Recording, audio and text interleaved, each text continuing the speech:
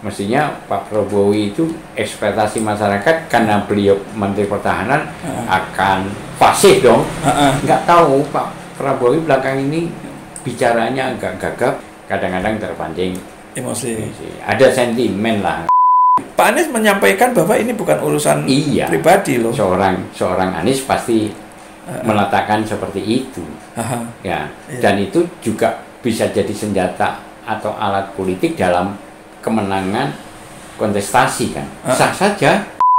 Mas Ganjar tak pikir dia punya ide yang lain untuk menetralisir suasana tadi ya. Tapi malah justru dia menyerang lagi, lebih telak ya kan. Dan iya. idenya bahkan berani ketika Pak Prabowo langsung menjawab pun, oh nggak apa-apa, silahkan aja. Dalam debat presiden kali ini diharapkan bisa menjadi preferensi masyarakat kepada siapa negeri ini akan dititipkan. Tentunya kepada presiden yang menjadi panglima diplomasi dunia, karena Indonesia harus kembali hadir di kancah internasional. Assalamualaikum lur. Yuk take yuk. 3, 2, 1, go.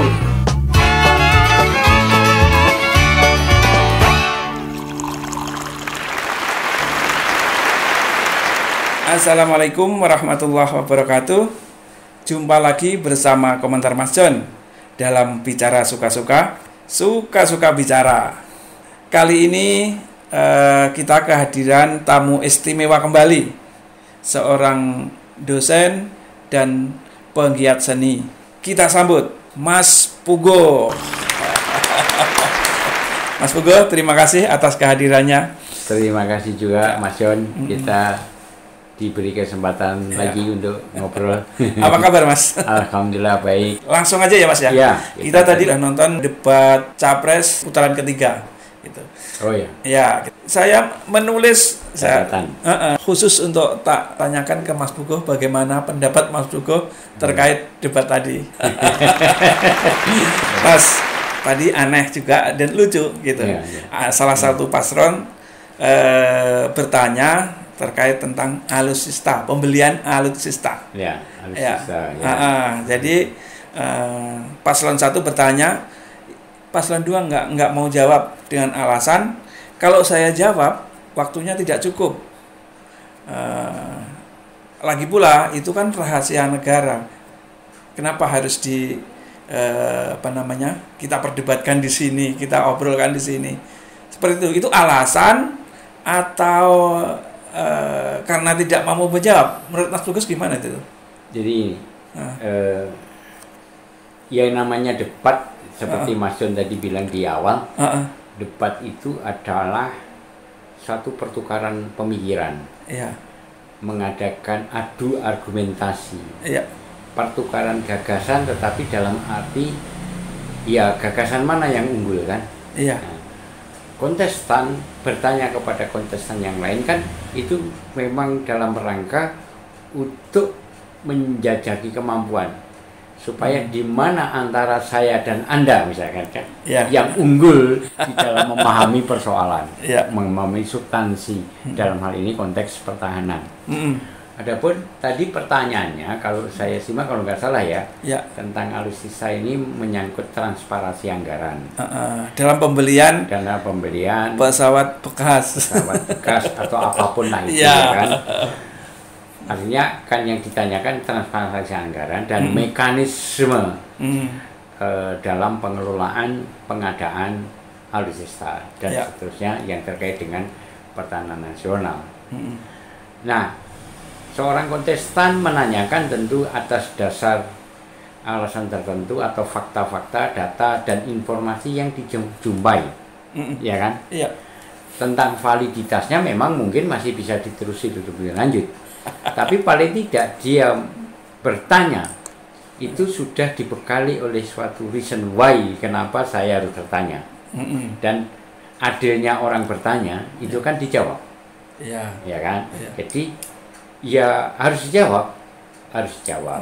Kalau toh tadi Mas John dalam pertanyaan ini agak memberikan suatu pendapat, ini kayaknya nggak jawab, Ya memang kayak nggak mau jawab atau nggak mampu jawab. Makanya saya pertanyakan ke Mas Pugo, gimana Mas? Apapun alasannya, nggak mampu menjawab, apapun menjawab dengan agak tidak relevan mungkin, ya kan? Iya. Itu ya kondisi fakta yang terjadi seperti itu. Nah, tidak menjawab itu mungkin ya merasa tidak perlu dijawab, atau kalau alasannya itu rahasia. Nah, di sini kita bisa elaborasi, kita cermati. Betulkah itu sesuatu yang rahasia tentang kenegaraan atau dalam ini pertahanan? Memang suatu pertahanan nasional itu memang ada sesuatu yang terbuka, ada sesuatu yang tertutup. Ada top secret kalau istilah intelijensinya kan gitu. Itu kan kita bisa baca atau pelajari di film-film Hollywood bahwa ada CIA, ada KGB dan sebagainya, ada agen-agen Inggris dan sebagainya. Nah, kita punya BIN. Ya, tentu di dalam pertahanan tidak semua terbuka. Tetapi jawaban itu apakah punya perspektif yang sama terhadap arah atau alur yang ingin ditanyakan? Ini kan persoalannya. Nah, kalau memang dianggap itu tidak menjawab, karena kan ya bisa saja, karena yang ditanyakan soal transparansi anggaran. Itu bukan rahasia lah. Ya, bukan rahasia negara. Bukan rahasia negara. Udah umum dipertanyakan. Apalagi ini kan menyangkut janji. Ya. Artinya pembuktian diri atau proposal lah ya, seorang calon presiden untuk meyakinkan kepada masyarakat pemilihnya, nanti kalau saya jadi presiden, saya punya polisi kebijaksanaan seperti dan ini, mekanisme seperti ini. Nah, kontestan lain kan boleh dong cari celah. Oh, ini nggak boleh begitu. Ini anggarannya bermasalah. Itu kan bukan rahasia negara dong. Lah, makanya. Ya kan? Karena rakyat pengen tahu nih. Duit gua. Kan duitnya duit rakyat, Mas. Iya. Maupun itu dari utang kan yang bayar nanti juga rakyat. Juga rakyat. Iya kan? Iya. Ya, kita berhak sebagai rakyat. Duit gua gunain beli apa aja lu. Iya kan? Lu korupsi apa enggak? Itu sebenarnya yang harusnya substansi yang harus dijawab. Iya. Ya kalau toh ada sebagian anggaran misalnya ada untuk sesuatu yang rahasia, ya ada sebagian anggaran itu untuk ini jelas sekian, tapi yang lain ya tidak bisa saya ungkap di sini. Itu cukup menjawab daripada ini rahasia dan harus diklarifikasi bahwa perbedaan data ini kita bisa klarifikasi dengan ngopi di luar. Ya ini kan bukan debat kalau begitu. Iya, debat itu hanya di debat yang dijadwalkan dan sebagainya. Perkara kurang waktu. Saya setuju dengan Mas Anies. Tapi setuju Mas Ganjar juga ngomong gitu kan. Artinya ya yang tersedia di waktu debat, ya gimana mengemas retorika debat ini. Persoalan-persoalan misalkan perbedaan data kan bisa, Mas. Seorang apalagi Menteri Pertahanan, beliau kan petahana ya. Data di tengah masyarakat yang diungkap oleh pers, misalkan Tempo, data yang ditemukan seperti ini. Nah, menurut Pak Prabowo, ini beda, ini enggak seperti itu. Ya dijelaskan aja secara global, data yang sebenarnya sekian persen untuk gini.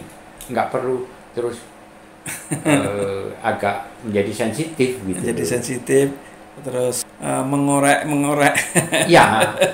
Ya itu juga tidak terlepas dari fakta yang muncul di tengah masyarakat kan ya. Masyarakat kita kan memang semakin pintar, semakin dewasa, sehingga justru semakin pintar dan dewasa jangan kita tutup-tutupi. Ada transparansi yang memang harusnya menjadi hak warga, ya harus dikasih tahu, disampaikan gitu. Adanya debat ini biar masyarakat tahu, aku punya gagasan gini, punya ide seperti ini. Kamu begitu, ide gagasanmu begitu. Kalau saya tanya seperti ini, saya jawab begini, masyarakat gimana menilainya? Kan gitu. Katanya biar masyarakat yang menilai. Nah, kalau nggak dijawab, apa yang mau dinilai, betul kan? Tapi sekali lagi kita ini yang namanya debat, apa yang terjadi fakta, ya itulah faktanya di debat itu. apakah nanti masyarakat punya penilaian itu kan ya masyarakat dengan tingkat kecerdasannya masing-masing, ya. tingkat aspirasinya, tendensinya mau kemana masyarakat, ya, itu monggo saja. Cuma kita bertugas selama ini yang memberikan bahan-bahan apa ya, semacam ide aja. Ya silakan sendiri ide itu mau dikemanain, ya kan? Iya. Kita nggak menyudutkan atau mengapresiasi yang lain, tapi objektif. Ya faktanya seperti itu. Satu lagi begini Mas, di debat pertama dulu pernah dipertanyakan soal etik dan ada respon yang agak jadi bahan bulian dari masyarakat justru karena jawaban, karena penyampaian yang kurang, menurut masyarakat kurang pas sebagai calon pemimpin sebuah negara. Jadi masyarakat bukan menilai positif tapi malah justru membuli. Paslon pertama juga menanyakan lagi ke paslon kedua soal etik. Soal alutsista lagi. Iya, alutsista lagi. Tapi soal positioning Pak Prabowo dari menjadi kontestasi pada pemilu ini terulang juga sebentar sedikit tadi aku simak tentang FK, tentang bahwa bagaimana sesuatu hukum yang ini kita bisa dimanipulasi, bisa direkayasa lah, kalau nggak manipulasi bisa direkayasa dengan rupa sehingga itu menjadi sesuatu yang sah secara hukum, tapi secara moral etik kan dipertanyakan. Dan itu penilaian itu bukan dari Mas Anies saja, para akademisi, para intelektual, bahkan masyarakat awam juga seperti itu. Sebagian, memang tidak semua, tapi sebagian, rata-rata kan ya kita bisa yakin bahwa masyarakat juga menanyakan itu, ya kan? Nah oke, itu katakanlah sudah selesai sebagai isu, ya biar menggelembung sebagai bola salju di tengah masyarakat dan masyarakat ini.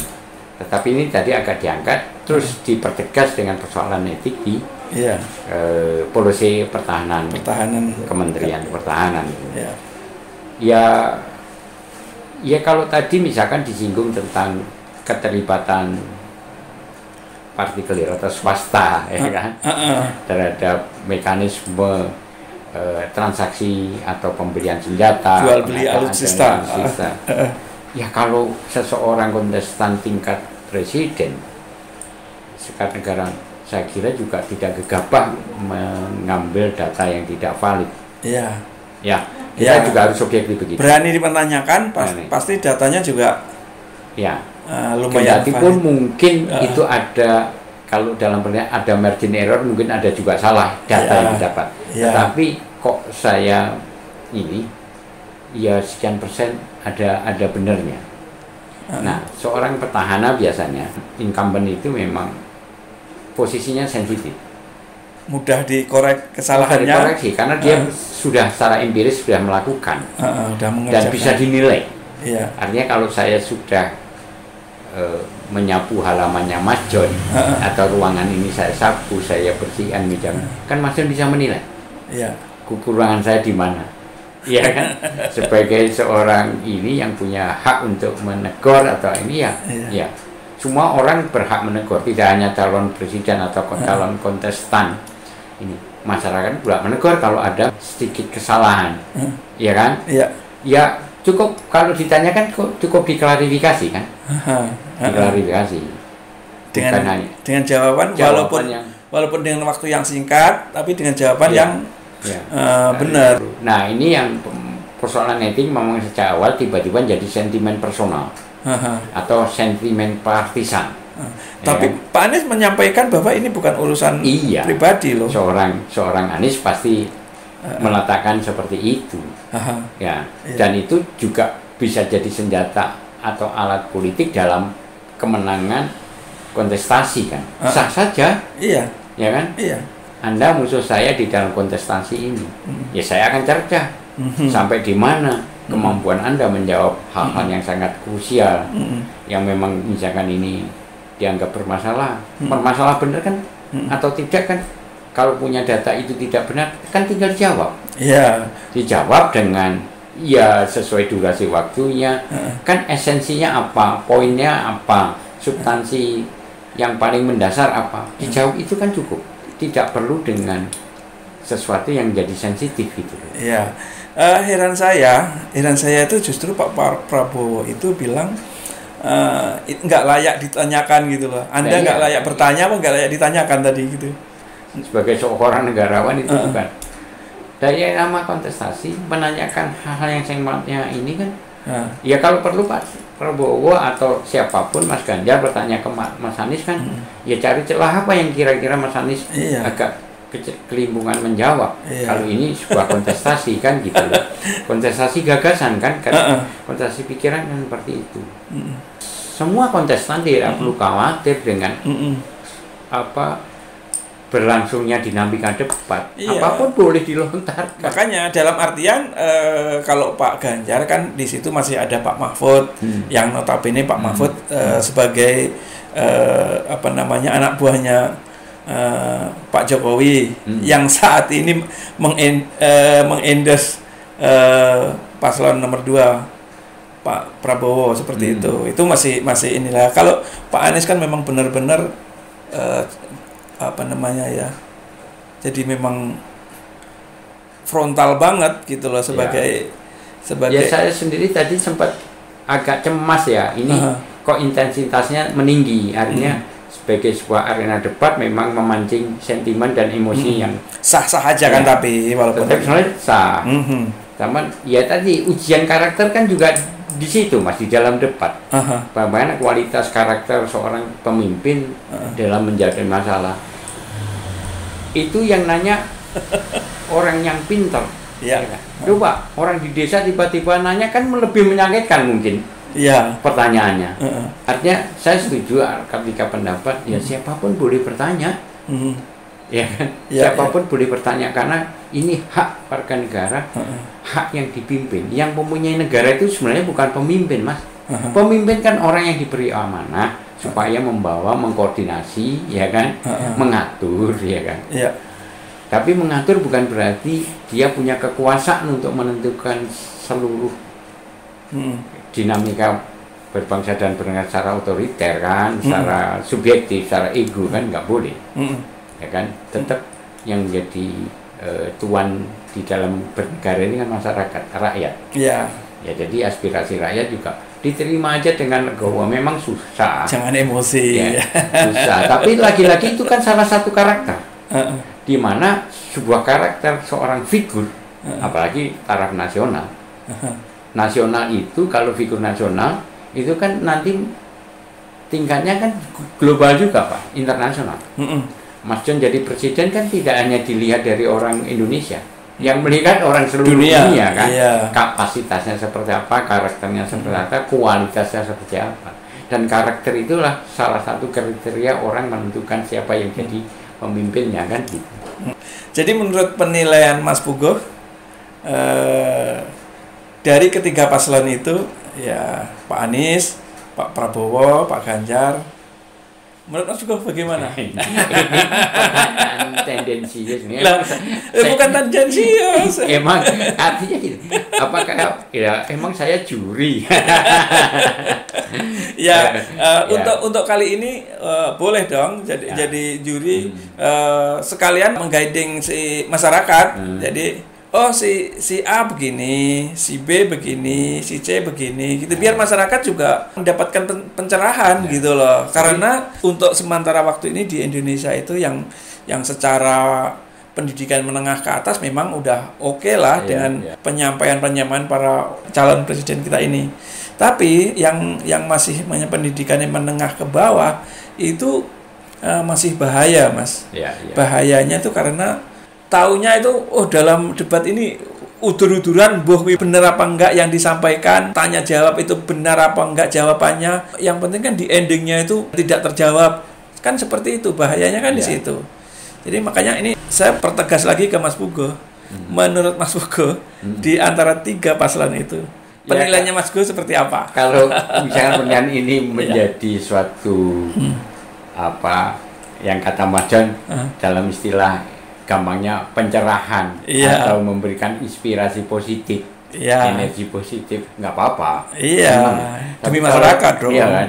Kalau karena penghasut atau provokator repot kita. Ya, tapi terserah masyarakat di luar sana, penonton di luar sana, terserah mau bilang penghasut apa enggak, tapi kita niatnya kan menjadi pencerahan, menggait masyarakat untuk menilai paslon kita yang satu ini, yang dua begini, yang tiga begini, kan seperti itu, Mas. Toh apapun penilaian itu kan pasti ada reason why-nya, ada alasannya, gitu. Standarisasi untuk menilai. Jadi ya oke lah saya jawab. Mas Anies itu oke, masih standar masih on track standar karakter beliau, kapasitas beliau, gaya beliau masih tidak sedikit menyerang. Dan memang ada tambahan sedikit menyerang. Memang ya semakin kesini kan memang masing-masing kontestan berhak untuk memenangkan dirinya kan. Menunjukkan taringnya. Menunjukkan kemampuannya. Melihat ya kan tadi seorang pemimpin kan luas. Posisinya semakin tinggi dan terpaan anginnya semakin tinggi, tetapi yang dilihat juga semakin luas. Ya kan? Sehingga benar para sesepuh kita itu sebagai pemimpin harus punya hasto 8 broto laku kan, 8 laku yang kosmos ceritanya sifatnya kosmologis. Jadi berorientasi pada sifat-sifat alam, bumi, gunung, air dan sebagainya. Nggak perlu saya jelaskan, tapi kalau mau diskusi soal itu kita itu di kesempatan yang lain bisa dirinci satu persatu itu, Mas. Tapi kan memang begitu, harus luas kan. Sebagai udara harus merambai seluruh ini, apalagi pertahanan nasional sampai pelosok ujung manapun harus kita ini. Jadi tadi kembali perform Mas Anies dan Pak Prabowo sebenarnya memang punya empiris, punya pengalaman. Di samping memanage pertahanan, beliau pernah Danjen Kopassus, ya kan, pernah melakukan pertempuran dan sebagainya. Artinya di lapangan beliau ini untuk pertahanan nasional mestinya memang dia akan lebih runtut, lebih konstruktif menjabarkan tentang pertahanan nasional. Cuma selama ini Pak Prabowo justru rasanya tidak siap untuk memberikan suatu eksplanasi, penjelasan mengenai pertahanan di Indonesia harusnya begini. Ya memang sempat secara normatif mempertahankan ekonomi dulu, ya kan, secara internal benar. Cuma ya Mas Ganjar pun ngomong gitu, Mas Anies pun ngomong gitu normatifkan, ya kan, dengan strategi implementasinya masing-masing punya polisi kan. Ya cuman tadi justru kita harapkan seperti siapa? Lagi-lagi kita tadi. Yang dari tim sesnya Mas Ganjar. Mestinya Pak Prabowo itu ekspektasi masyarakat karena beliau Menteri Pertahanan akan fasih dong. Tapi nggak tahu Pak Prabowo belakang ini bicaranya agak gagap ya, agak terbata-bata, agak kadang emosinya agak menunggu dulu, meluap, kadang-kadang terpancing emosi. Ada sentimen lah, mestinya nggak harus, tapi ya itulah fakta situasinya. Ya kita juga tidak bisa menyalahkan Pak Prabowo dan sebagainya, ya kan. Tapi ya jelas seperti itu. Jadi kalau ngomong perform seperti itu, Mas. Nah, adapun Mas Ganjar yang kontestan nomor 3 malah ya mohon maaf saya harus objektif. Mengapresiasi beliau tampil dengan bagus, kualitas substansi daripada materi yang disampaikan. Ya kalau orang Kediri ngomong unda-undi, artinya apa? Imbang lah. Dengan salip-salipan dengan paslon 1 Mas Anies. Artinya selevel lah mereka. Ada di sini Mas Anies lebih unggul, kadang-kadang dari sebuah ide di Mas Ganjar lebih unggul. Dan saya tertariknya Mas Ganjar ketika saya agak cemas ketika Mas Anies nyerang terus ke Pak Prabowo, ya kan? Waduh, ini sebenarnya oke-oke saja, tapi nanti takutnya jadi nggak sehat kan? Ya Pak Prabowo juga punya retorika diplomasi yang cukup baik dan buruk. itu soal nanti. Tetapi sebagai seorang yang punya ketangkasan berpikir, membalikkan fakta ke Pak Anies kan tadi, Pak Prabowo merasa Mas Anies menyerang secara pribadi, sementara di belakang lagi Mas Anies kan mengklarifikasi. Nah ini persoalan negara bukan soal pribadi. Nah itulah plus minus yang ditampilkan dari debat hari ini. Jadi ya Mas Ganjar tak pikir dia punya ide yang lain, punya keberanian lebih dari ide yang lain untuk menetralisir suasana tadi ya, tapi malah justru dia menyerang lagi, lebih telak ya kan. Dan iya. idenya bahkan berani ketika Pak Prabowo langsung menjawab pun, oh nggak apa-apa, silahkan aja. Ya kan dia awal-awal KPU ya kan, itu di awal-awal memang Pak Ganjar nggak nyerang Mas. Iya. Di awal-awal nggak nyerang. Nah, di saat Pak Anies nyerang terus kan, dari awal memang udah serangan terus, dari penyampaian visi misinya pun udah ada muatan untuk menyerang gitu. Jadi di saat perdebatan antara Pak Anies dan Pak Ganjar, tadi Pak Ganjar sempat menyampaikan, wah ini mengajari lebih berani. Itu kan Mas Ganjar, jangan takut Mas Anies, nggak usah takut gitu. Dia terus agak meningkatkan intensitasnya untuk menyerang dengan data-data yang valid, bukan data yang beliau punya kan. Bahkan menantang, kalau memang ini silakan stafnya kalau mau membantu, mau ngasihkan data yang ini itu keren Mas, itu cerdas itu, dalam arti gini, kalau ada yang bagus yang kita appreciate ya, Mas Ganjar tadi oke, gitu.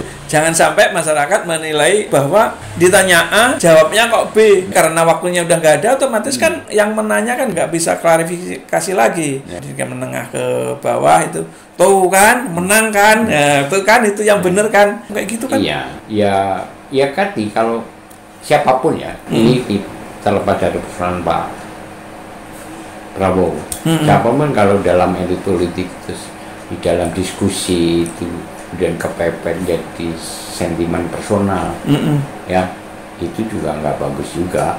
Iya. Ya itu tidak mendidik masyarakat. Nggak mendidik masyarakat. Dia ngomong, misalkan Mas Jod itu nggak jujur, itu pembodohan, itu bahaya. Padahal dia sendirinya sebenarnya. Ya itu jangan sampai terjadi. Masyarakat harus cerdas juga.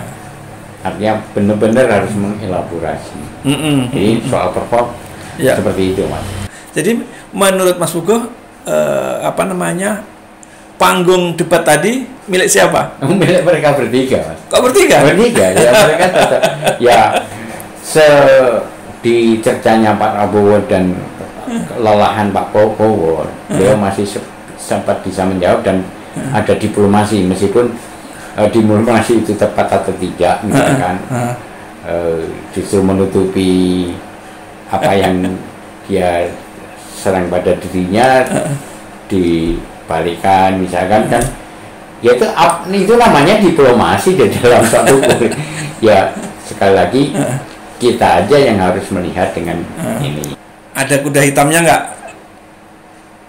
Ya belum, kalau kita kalkulasi, Mas Anies sudah jelas orang, ya aku lihat di berbagai sosial media apresiasi terhadap Mas Anies juga begitu, dan saya ada juga berada di pada komunitas yang rata-rata pendukung Ganjar, dan Mas Ganjar belakangan ini setelah jadi gubernur, setelah disiapkan jadi calon presiden agak ini juga gitu loh, agak punya agak satset juga.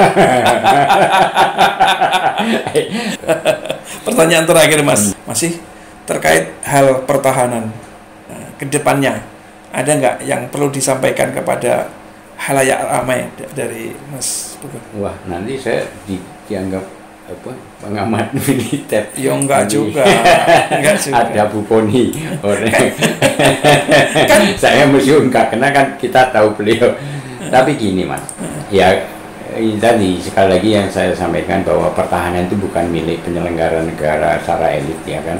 Masyarakat di pucuk gunung pun juga mestinya diberi suatu kesadaran untuk mempertahankan nasional, dan mereka petani yang menggarap sawahnya, menanam dengan benar, menjaga ekosistem, itu kan sebenarnya juga dalam rangka pertahanan nasional Mas. Jadi menurut saya pertahanan nasional itu tidak hanya persoalan militerisasi, alutsista dan sebagainya. Pertahanan itu kompleks dan komprehensif. Yang dalam debat ini kok tiba-tiba hanya tergiring mayoritasnya kepada alutsista, persoalan militer. Nah, kembali kepada pertahanan nasional, kalau dia diminta opini saya, kepribadian kita itu terdiri dari jagat kecil dan jagat besar, gede, ya kan, mikrokosmos dan makrokosmos, esoteris dan eksoteris, artinya jagat di dalam dan jagat di luar, ya kan. Ketika pribadi kita matang secara jagat batin, berarti individu kita, karakter kita kan selesai, artinya terbentuk dengan matang, tidak semua tapi matang, sehingga ekspresi kita, eksternalisasi kita kan menjadi oke. Makanya di W.S. Suparno mencipta lagu bangunlah jiwanya, bangunlah badannya. Itu pertahanan nasional, Mas. Strateginya apa? Cukupi sandang pangan, pertahanan pangan, sandang itu kan ekonomi. Pertahanan ekonomi harus dipenuhi. Terus pendidikan, jiwa yang sehat terhadap badan yang kuat, sebaliknya badan yang kuat terhadap jiwa yang sehat kan? Ya kan? Betul. Terus kalau sudah sehat, kan bisa mengenyam pendidikan, ya kan, bisa sekolah, bisa pintar. Kalau pintar bisa mengatasi masalah, bisa bekerja, menciptakan lapangan kerja, mengembangkan sains, ilmu pengetahuan dan teknologi, bla bla bla, membangun negara, membangun pertahanan negara. Otomatis bisa mempertahankan. Iya kan? Jadi pertahanan itu yang harus kita bangun, pertahanan internal di dalam negeri, juga pertahanan dengan pergaulan bangsa-bangsa sesuai dengan landasan ideal Undang-Undang Dasar 45 di dalam pembukaan yang jelas. Kita mengikuti pergaulan bangsa-bangsa secara bebas dan aktif. Nah, tadi kaitannya disebut juga kalau eksternal, esoterisnya bernegara, kan bergaul dengan bangsa-bangsa. Ya, contohnya tadi di kasus Selatan, ya kan? Ya, jawabannya Mas Anies bagus menurut saya, instrumental. Jadi tidak, kalau Pak Prabowo internal dulu. Nah, kita kan ngomong eksternal. Lah makanya itu kita ngomong eksternal, dia ininya. Iya benar, sebagai strategi kita bisa eksternal. Seperti kita bisa eksoteris, kita bisa membangun jagat gede kalau jagat batin kita selesai. Nah, Pak Prabowo memfokuskan gitu. Tapi konteks dalam debat tadi, persoalan yang dimasalahkan kan hubungan selatan-selatan yang sudah memang sudah dibangun dan harus dikembangkan, dibangun kembali misalkan. Nah, artinya itu kan apa? Ya kita bicara tidak esoteris lagi kan? Esoteris ya bukan selesai, tapi kita sudah punya bekal esoteris karena kita sudah berani melakukan yang eksternal kan gitu loh. Ya kan? Nah, selatan-selatan itu ya kita ngomong dengan bangsa-bangsa, persoalannya selama ini apa dong? Kita kan sudah punya pionir Soekarno dengan Asia Afrikanya, dengan gerakan non-bloknya, ya GNP kan? Dan itu diakui oleh dunia, diapresiasi. Terus zaman Orde Baru Pak Harto merintis berlangsungnya ASEAN. Tadi disinggung juga kan, ASEAN itu juga Pak Anies justru tadi yang kan? Artinya selatan-selatan juga secara instrumental kan harus disupport dengan kekuatan ASEAN. Ya bagaimana membangun resolusi selatan, membangun ekonomi. Ya ekonomi di negara ini apa kendalanya? Nah, yang lain mensupport misalkan kan gitu. Jadi persoalannya misalnya pertahanan Natuna misalnya. Ya kita rembuk, kita diplomasi. Nah, yang kita sampaikan, saya setuju bahwa dalam pergaulan protokoler dengan luar negeri, dengan bangsa-bangsa, ya kita mengeluarkan gagasan, ide, memang ngomong. Kerja itu kerja, setelah dari omongan itu kita laksanakan kerjanya. Nah, sekarang ini spirit itu kok surut, bahkan lenyap malahan. Masih terkait pertahanan, keamanan. Tadi sempat disampaikan zaman Bung Karno dulu, pembelian alutsista bekas disamakan dengan pembelian alutsista sekarang yang bekas. Ya Mohon maaf, ini jujur ini semua masih pertanyaan-pertanyaan saya masih terkait dengan pertahanan, dan kebetulan yang sedang disorotin oleh masyarakat pembelian alutsista bekas itu tadi, gitu. Gimana? Ya, kan dunia kan tidak statis, Mas. Esensi kehidupan itu kan berubah. Yang tetap itu justru perubahan itu sendiri, ya kan? Ya masa kita sudah 70 tahun lebih, hampir 80 tahun merdeka, polisinya sama kan nggak mungkin dong. Dulu kenapa Soekarno beli hanya barang bekas? Karena kemampuan keuangan kita kan masih habis merdeka, kan belum punya akumulasi modal, devisa juga belum jalan. Ya wajar lah kalau mau di barang bekas. Tapi kalau disamakan dengan sekarang itu udah pada tempatnya nggak sih? Apalagi kalau seorang di pemerintahan atau incumbent selalu ngomongnya di tengah publik, datanya kan yang positif-positif, angka pertumbuhan positif, signifikan, bla bla bla. Tapi sing dibeli barang second, barang bekas. Ya, kalau saya sih bener ya. Mentang-mentang zaman dulu belinya barang bekas. Ya kan? Kalau saya dosen, ya kan? Ini. Kalau gaji saya tiba-tiba saya harus beli mobil baru kan nggak mungkin, Mas. Terus nanti bisa-bisa saya manipulasi atau korupsi, dan meskipun saya di kampus tidak punya peluang untuk korupsi, hanya dosen, ya kan? Ya, ngajar digaji kan. Tapi kan ya tadi kan nggak proporsional kalau misalkan saya dengan kapasitas gaji seorang dosen beli mobil baru, kecuali saya laku lukisan gede, ya kan, saya bisa beli. Tapi kalau hanya mengandalkan gaji, ya cukup ikhlas dengan bekas taksi misalkan kan. Dinikmatin aja gitu ya. Dinikmatin aja, itu proporsional kan. Tapi ngomong negara, ngomong yang dimana retorikanya di tengah publik, apalagi kalau musim kayak gini kan data ini kan positif-positif aja, dan itu sejak dulu, bukan hanya rejim sekarang itu. Jadi bisa dibilang Pak Prabowo dalam debat kali ini blunder lagi ya, atau gimana tuh menurut Mas Bobo? Ya bener nih, mungkin ya tadi apakah karena capek, sehingga jawabnya ya sekenanya aja, sedapatnya itu. Sedapatnya. Tapi bukan blunder itu ya? Enggak lah. Ya kan? Iya. Ya secara logika kalau orang awam yang ini, oh iya Pak Karno aja, apalagi nama besar Soekarno. Tapi lihat realitasnya kan segala sesuatu kan variabelnya kan banyak.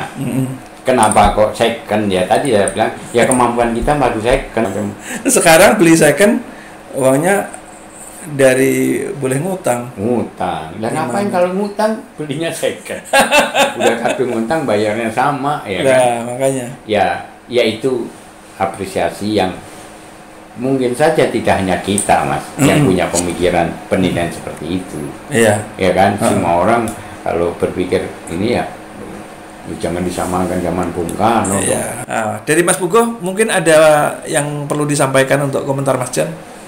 Nah, kalau saya tadi harus memberikan tip kepada masyarakat penonton komentar Mas Jan, komentar Mas Jan, ya di dalam debat atau dalam kampanye atau pendekatan-pendekatan yang lebih mengerucut dari para kontestan dan tim suksesnya, yang kita pegang adalah bagaimana kita melihat janjinya, pola pikirnya. Misalkan dalam pertahanan nasional ini, bagaimana betulkah di antara tiga orang mana yang paling memberikan rasa nyaman, memberikan keteladanan keamanan, baik batin maupun lahir, ya kan? Itu yang penting. Kalau itu Anda sudah klop, ya pilihlah beliau. Salah satu di antara tiga itu, ya kan? Yang penting kita tahu bahwa kita merasa diamankan, merasa dinyamankan, bukan dimanipulasi dengan serangan fajar. Ya kan? Ya serangan fajar kan temporer sifatnya. Sahabat komentar Jan, dalam debat presiden kali ini diharapkan bisa menjadi preferensi masyarakat. Kepada siapa negeri ini akan dititipkan? Tentunya kepada presiden yang menjadi panglima diplomasi dunia, karena Indonesia harus kembali hadir di kancah internasional. Saatnya ngopi-ngopi, karena kopi semakin dinikmati, semakin nempel di hati. Sampai jumpa. Assalamualaikum warahmatullahi wabarakatuh. Waalaikumsalam.